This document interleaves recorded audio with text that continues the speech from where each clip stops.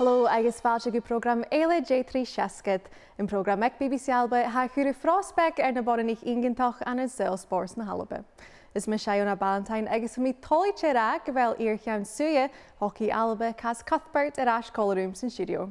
Ag program na heiche noch, han Cluinnidh Hocaidh Sarah Robertson a bhrein mu dríach si torsúlarás bhléana ghéirigh a heirbhí chomagi. Agus ha Louise Duncan a Geamaichean Oilimpigeach tadhail ag Farpais Amaitear na bhan and a golf. Hello Kaz, welcome back. Thank you for having me. Now, the last time we had you on, you were 6 weeks to go until giving birth, so a congratulations is in order for you. Congratulations. Thank you. Got a wee boy now, a wee boy called Aaron, who's 5 months. And how are you getting on with all of that? Yes, that's a game changer. It's definitely different, a whole different outlook on life at the moment. There's now a wee person that needs constant help and attention, but he's lovely and it's really good, so I'm actually really enjoying it. Good. And what's very impressive is that you have since been back playing hockey. Yeah. Tell us all about that and how you're getting on with it too. Well, I mean, to be fair, it was I coached my club team at Western Wildcats and was hoping to just be on the sidelines for this season off the back of having the baby, but we're a wee bit short on players, so ended up back at training, and you know what, I've just enjoyed being back. I think post-COVID as well, because we've not had it for such a long time, it's just wonderful to be on the pitch with my pals playing and give me a bit of a kick up the backside to get fit, and yeah, so there's me, the season started and I'm now running around at the back for the Wildcats. So. Because even before pregnancy and COVID, you hadn't played for a long time, so actually that must have been quite was it a shock? Shock to the system.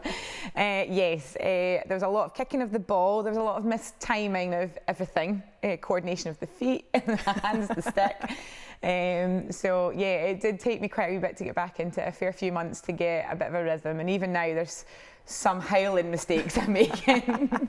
But you know what, like I say, I'm just enjoying being there. So not quite the international standard that I used to be at, but definitely still got some tricks in the bag. And have the referees been a bit kinder to you?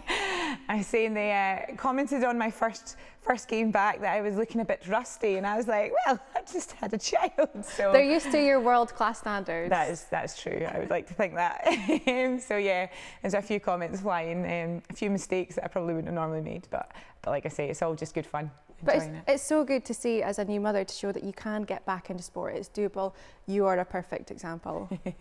100%. Listen, I love hockey and I love sport, and my husband's very into sport as well. And I think, you know, with the baby, it is challenging. It's very difficult. You have to manage your time, but I've spent my whole life time managing. And yeah, I think you have to have something for you, and hockey's such a big part of my life that I'm very much enjoying being back and having that time with my team. So yeah, I think, you know, you can make it work if you really want to. Well, alongside playing, you are still working with Scottish hockey just now. Again, very impressive. What has been going on? I mean, there's been so much obviously happened since last time you were here. Yeah, we are busy. Obviously, the start of the club season is now kicked off, so that started a couple of weeks ago, so everything's up and running, which is great. Great to see just hockey back in Scotland, which is fantastic.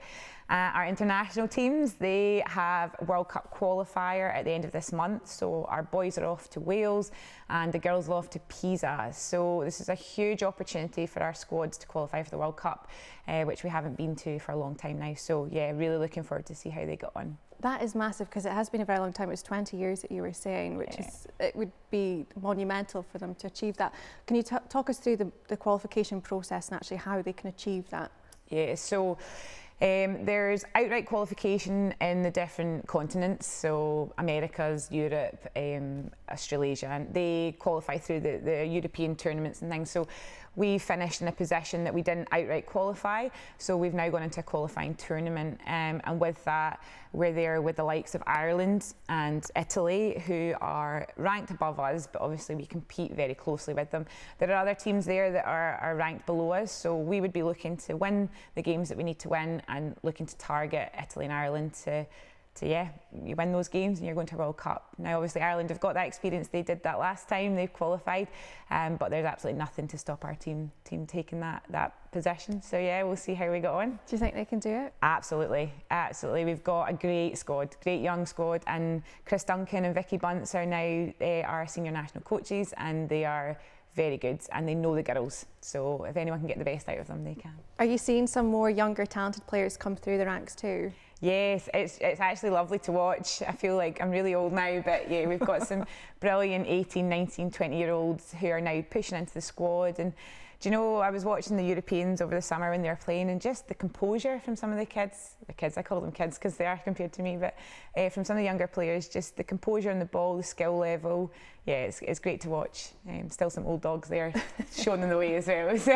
But it must be great as a whole, within your role with Scottish hockey, just to see everything back and moving, because it was a standstill for so long and so many kind of avenues that you had to jump over too. Yeah, I think the biggest thing for us this season, and we're trying to make that really pertinent to all the club teams that are back playing, is it's not going to be the seasons that we've known before. There are going to be hiccups. There is still COVID. There is still facility issues. There is lots going on.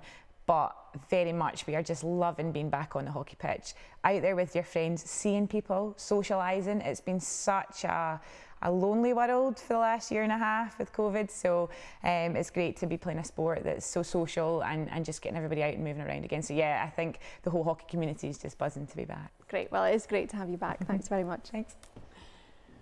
Hablain le a bhí van Albannach Sarah Robertson. Is sé faracin fáin isteach do skip a bhretain son Olympics Rio, futi hen son áte chosnig a Geamaichean Tokyo. Gan je van gun dúri gan skippe ach chosni bhan uva Cuideachd a Sarah a bhí géisgein wintli eichge go Tokyo.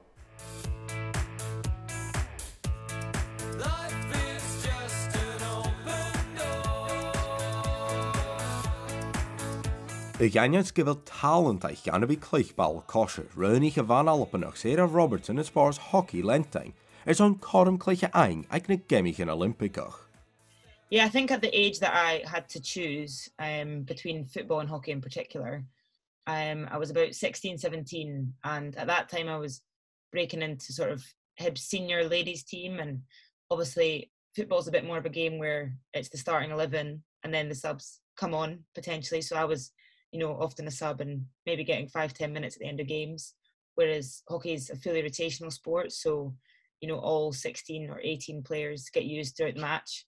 Tends to be split quite equally the minutes, and I think also I'd only been playing hockey since I was, you know, 12, 13, so at that stage I was massively still on the up in terms of I was still learning, developing as a player, and I was just loving getting better at every training session, and I think also at that point the Glasgow 2014 Commonwealth Games, they were only sort of 3 or 4 years around the corner, and I remember my name getting put in the hat for that and just thinking, wow, how amazing would that be to, you know, represent Scotland at a multi-sport tournament like the Commonwealth Games, and also at hockey being an Olympic sport, just the opportunity to, you know, sort of potentially go to a Commonwealth and Olympic Games was just too good to turn down.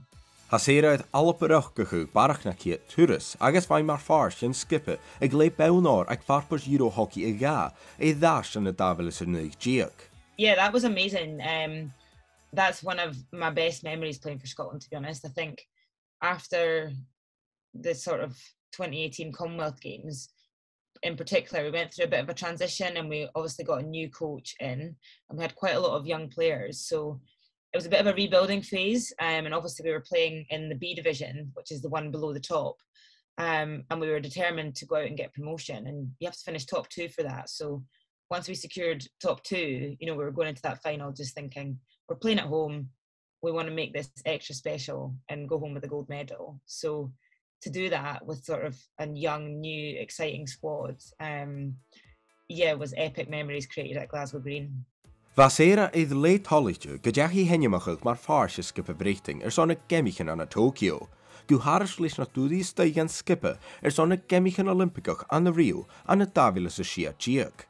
Yeah, I think for me, I've chased the Olympic dream for a long time now. I've been part of the GB team for 7 years and missed out on Rio selection. So I was very hungry to go to Tokyo and, you know, sort of get that Olympic experience. So I've worked hard for a long time to make that happen. So when, yeah, you eventually see your name on the team sheet, it's a massive source of celebration, but also pressure. You know, the team got picked in May and the games weren't until July. So, you know, it's great to see your name on the list, but then you're starting thinking, okay, I need to be flying in 2 months' time, and you know, we want to go and do well, not just go and make up the numbers. So, yeah, I think until you're there and you step out on the pitch, it doesn't become a reality.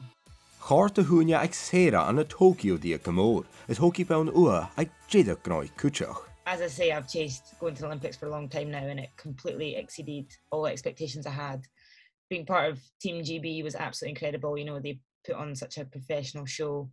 We could want for nothing. We had everything available to us, just made it so easy to go out there and perform. And Japan hosted an absolutely incredible games, you know, given the circumstances with COVID. They put together an amazing village, amazing venues. The volunteers were just so enthusiastic to have us. Yeah, it was. We were out there for a month, and it was just absolutely incredible. Yeah, I've got the medal here. Bring it out. Here you go. Yeah. I don't often get that out to look at it, so it's nice to get a chance to bring it out. Yeah, I mean, to be honest, for me, just to go and be part of the team, that was what I'd chased for a long time, just to be out there and be part of the Team GB. So to actually, for all the hard work to pay off and actually bring home a medal, just was completely surreal. You know, when we won that bronze medal match, it just was like, oh my God, has that actually just happened? And then, you know, the whole 6-8 weeks that followed that, a lot of celebrations back home in London and also back up in Scotland. So it was amazing to come home and be able to share that moment as well with friends and family that have supported me for a long time in my career.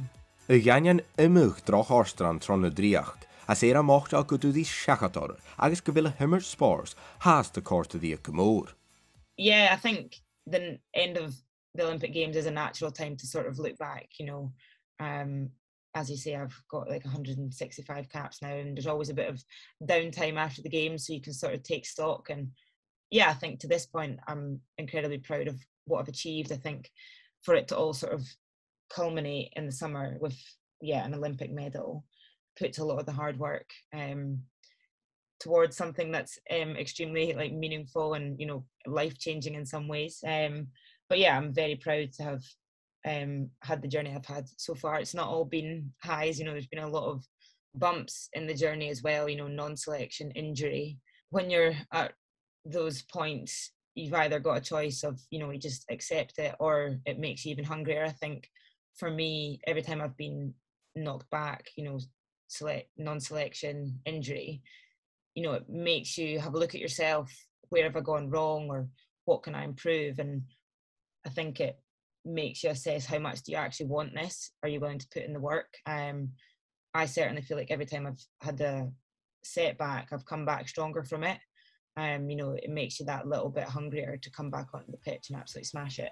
So yeah, I think it gives you that natural self-evaluation of where you're going to go. And yeah, I'm proud to have always sort of smashed the setbacks, and I think without them I wouldn't be the player or the person that I am today. Kaz, that is somebody you know very well. How was it playing with Sarah throughout your career?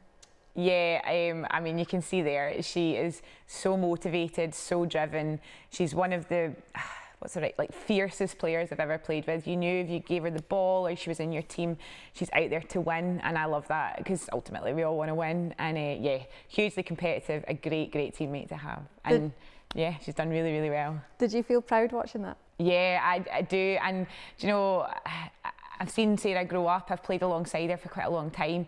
We're different sides of the country, so maybe I haven't seen her at club level and as much as international, but she's just such a like I say, a willing person and wants to do everything to achieve. So to see her not only get to an Olympics, but to medal, I mean, that's just phenomenal, absolutely phenomenal. And if anyone was going to do it, it was going to be Sarah. So yeah, really proud of her. Well, talk us through the Olympics and actually playing for Team GB, because it's quite it's a big move, and it is also, would you say, a big sacrifice?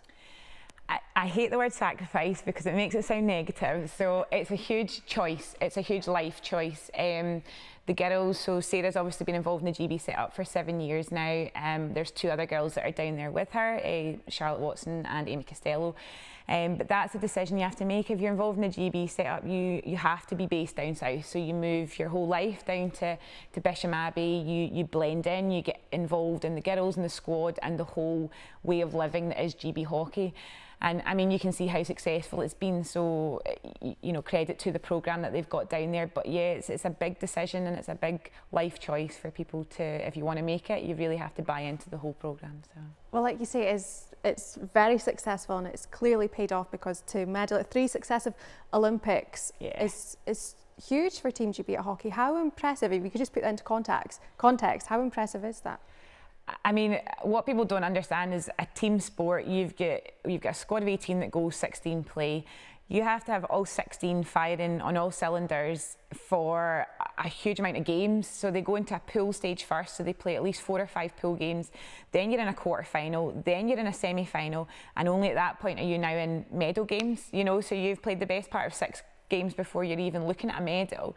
So you have to have all 16 fit, injury-free, flying at their best level to even get anywhere near a semi-final. So to do that consecutively for 3 Olympic Games against the world's best is unbelievable, really unbelievable. Just the consistency, that's the hardest thing in international sport, and that elite level is performing at that top end the whole time. And yeah, they've nailed it, and yeah, it's amazing. 3 Olympics, 3 medals, and I think it was a long time ago. It was in the 80s when we last won it. So to then be right up there and competing at all 3 was amazing. So for Sarah to score in that bronze medal match, that was a big moment. What a goal it was. I don't know if you've seen it, but she absolutely smashes it. Yeah, but she was really peaking going into Tokyo. All their build-up stuff, she was scoring goals for fun, and she was, you know, up there as one of their best players, out and out goal scorer, and she did do really well. And yeah, in that medal match, it's just, I suppose it's a cherry on the cake, isn't it? Icing on the cake. What's the phrase? Yeah, but ultimately, yeah, she and she celebrated it well because it meant a lot to her. So it was good. For 3 Scots at the Olympics, is that something that you'd want to see more of in the future? Yeah, 100%. I mean, it's always difficult. As I said, you have to get down there and buy into the whole GB programme, which is hard for those who have to move away from family and support networks. So sometimes the girls and boys who do go down, they struggle and they find it really difficult. But you've got to be pretty strong-minded and really determined on what you want to achieve. And there you go. We've had 3 Scots in Tokyo, and they all knew what they want to do, and they got there. Would love to see more and more Scottish each year, each cycle in that team, because, you know, bringing home medals to Scotland as well as GB is such a boost for the sport. I mean, Sarah's a famous person now in hockey, and everybody wants a piece of her, but it's great to show Scottish hockey players what you can achieve. So it's great. Even with Sarah, just what she was talking about at the top of the feature in terms of choosing between football and hockey, that's a big decision, and clearly with a bronze Olympic medal in her drawer now, it was a good decision. Yeah, I don't underestimate though the importance of doing multi-sports. I mean, she'll have developed a lot of her game knowledge and agility, and you know, it's cross-training essentially, but there is a point where you then have to decide what path you want to go on, especially, I mean, she was doing really well at her football and really well at her hockey. You kind of do them both to the elite level. So, but yeah, she obviously picked up a lot of really good traits from her football, and tough decision, but I mean, it's paid off now. She's got that medal in her pocket, and she's, you know what, she might get another one, who knows. Well, I'm just going to ask, what do you see in the future with hockey for Sarah? Okay, I mean, I love it. 3 years to Paris. She, like I say, she was outstanding this cycle. She was outstanding in Tokyo. I'd be very surprised if GB aren't reining her back in there, going, come on, 3 more years. She's young enough, she's most definitely young enough, but that's it. It's a hard task. It's a hard task to be at that high level all the time. So she might take a bit of downtime out, as quite a lot of them do, but I reckon she'll be back fighting for Paris, but we'll see. Haven't spoken to her yet. Oh, well, a fantastic player, and just so good to see her success. Yeah, definitely. And still a casna golfer amateur Louise Duncan. Si Hocaidh Albannach a glei Farpais Amaitear na bhan and a ceithir bliain a fichiad, bui le Cluinnidh and professiontig ag Farpais oscailte na bhan san Lúnastal. Is sé blasad ge ein, ha Louise in is a beachachuch coiú bechorgi chionn professionte.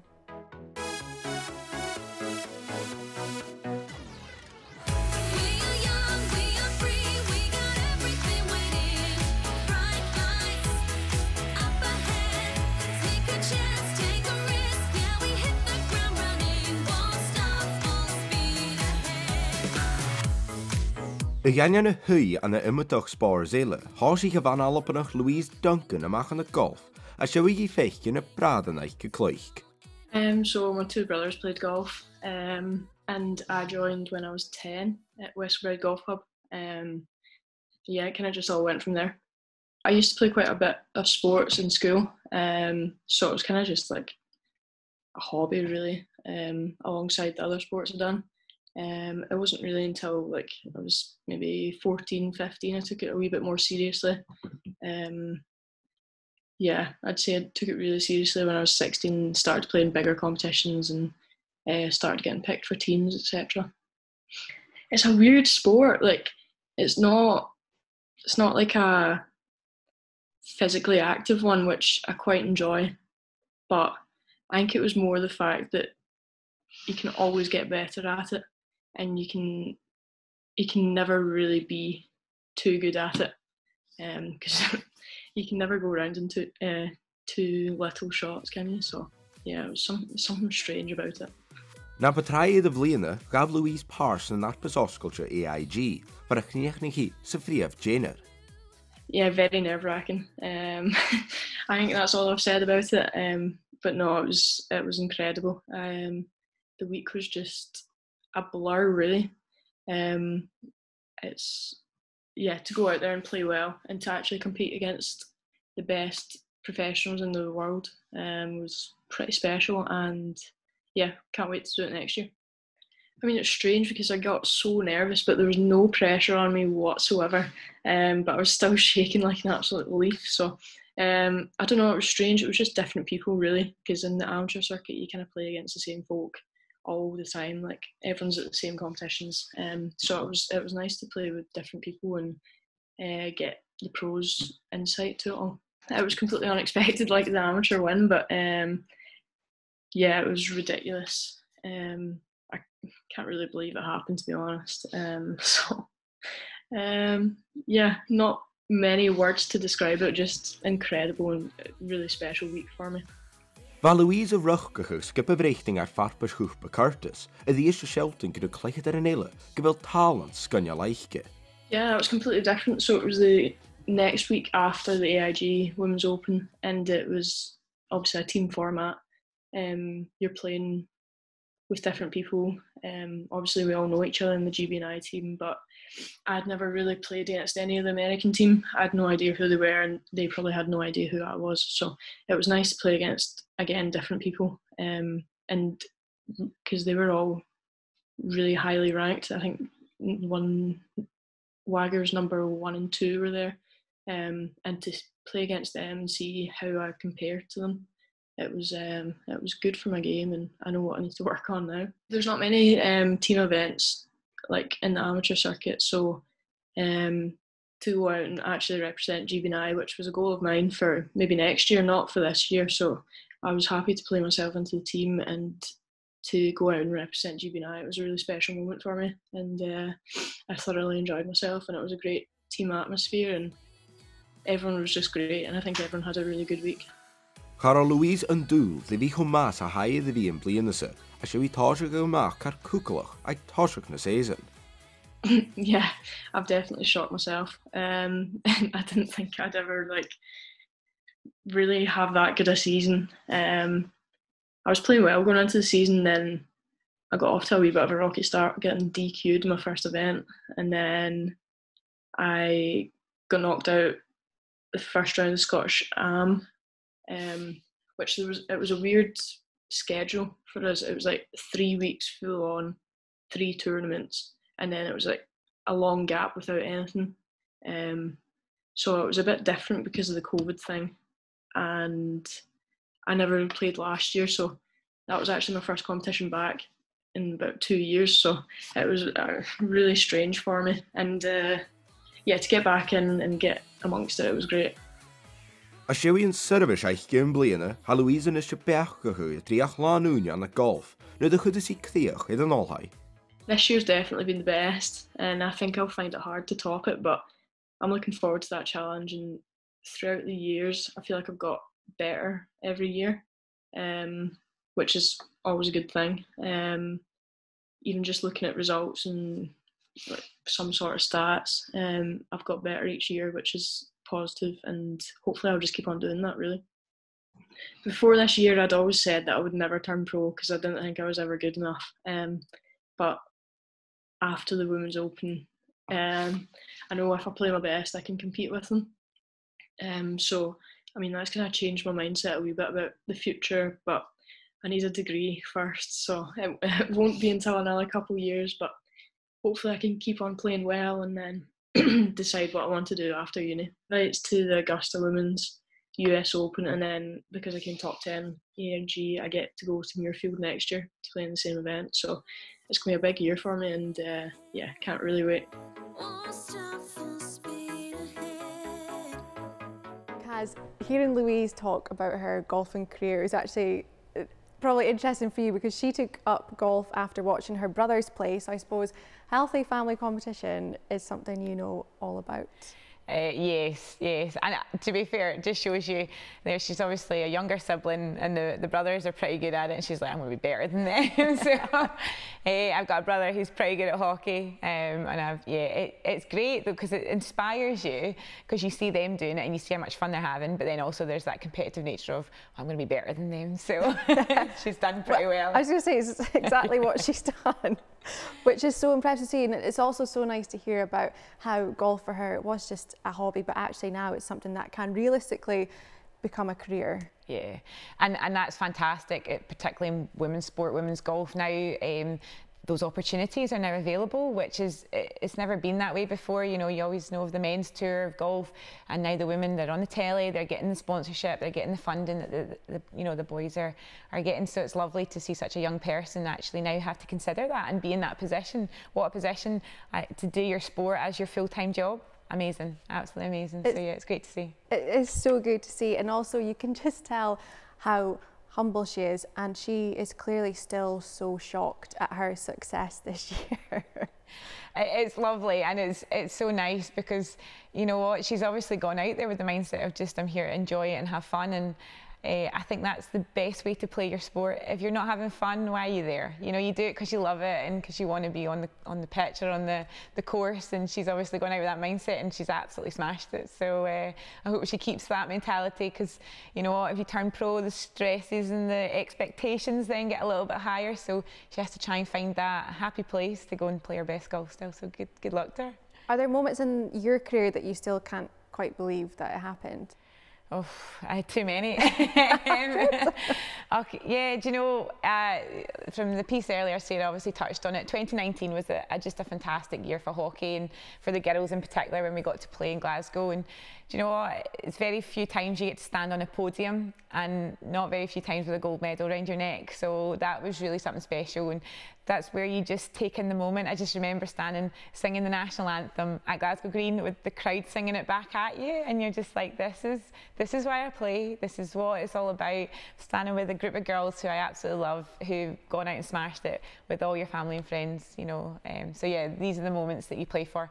They're few and far between, but they make the next 7 years worth it, you know, for that next one that'll come along. So. That's what it's all about, and also we could see how much you enjoyed it with the pictures of the gold medal around your neck. It's a lot of jumping, a lot of celebrating. But I suppose with Louise coming through the ranks almost with golf for Scottish hockey, as a young player, as a young person watching this, if you want to pursue that, like you did, like Sarah Robertson and all the rest within Scottish hockey, what can you do? What avenues are there?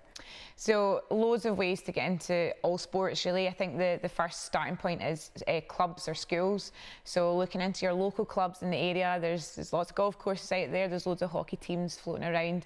A lot of the schools are brilliant, they're your sort of starters. You've got active school programmes that go on and they get in and they do, you know, starter courses in golf and hockey and netball and all sorts. So schools and clubs are your starting point. And from there, you know, once you start to enjoy it and you get a little bit better, hockey's got a brilliant pathway youth programme. From the likes of under 14s up, you know, they start to get involved in sort of international programmes, which is great. You know, 13, 14 putting on a Scotland jersey, how amazing.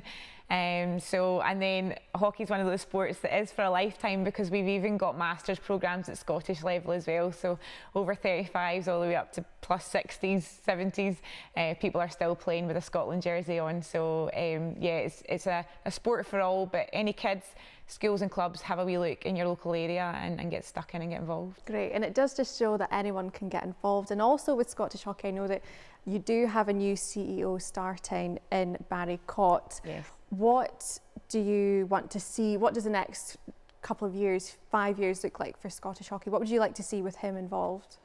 So, I mean, Barry's coming into a sport where we are flourishing with regards to the amount of people that are playing hockey, but there's some fine-tuning that is required to really take us to the next level. You know, we want to be a sport that's up there on telly and competing at the highest level, and for us, facilities is a big one. It's a huge one floating around now, and we're not the only country. They're struggling in England and Ireland with the same issues. Our hockey pitches are being turned into 3G pitches, which caters again for your footballs and other sports like that, but it's no good for hockey. So I'm hoping Barry's going to come in there and help us really with our facilities problem. Glasgow Green, we're now looking to see, you know, we want that to be up and running as our national centre, whether that's viable or not. So there's a lot on Barry's case load already, and he's not even started.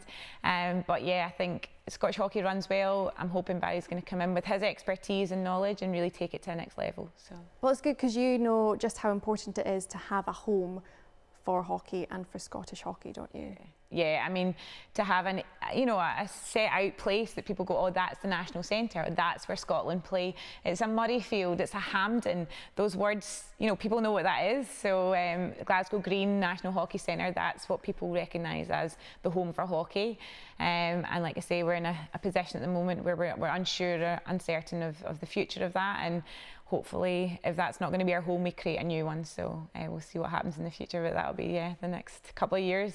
Absolutely. Well, we will keep an eye on what's happening. But Kaz, thank you so much for joining us again this week. It was great to have you back on. Thank you for having me. And all the best with the rest of your hockey playing career too. The season, Good luck. You know, yeah, not so rusty next time.